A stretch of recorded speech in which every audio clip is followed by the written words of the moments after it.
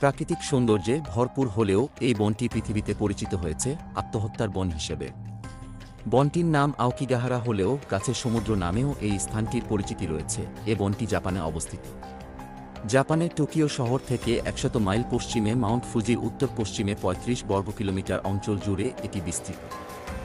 বনটির ক্ষেত্রে সবচেয়ে আশ্চর্যের বিষয় হল এখানে সর্বত্রই ছড়িয়ে ছিটিয়ে থাকে মানবদেহের কঙ্কাল।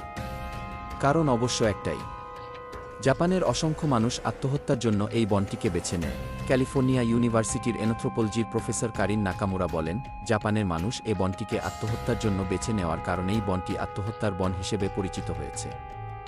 আত্মহত্যার জন্য এই বনকেই বেছে নেওয়ার আরও একটি কারণ হিসেবে বিশেষজ্ঞরা বলেছেন অতিপ্রাকৃত সম্মোহনী শক্তির কথা।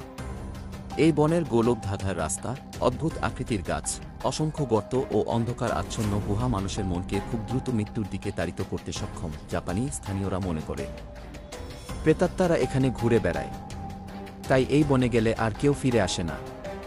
তবে জাপানি সাইক্রেটিক ডে ওসিটোমো টাকাহাসি মনে করেন, কথিত এসব কাহিনীর চেয়ে জাপানিদের এখানে আত্মহত্যা করতে বেশি প্ররোচিত করেছে জনপ্রিয় লেখকের বই এবং মুভিগুলো।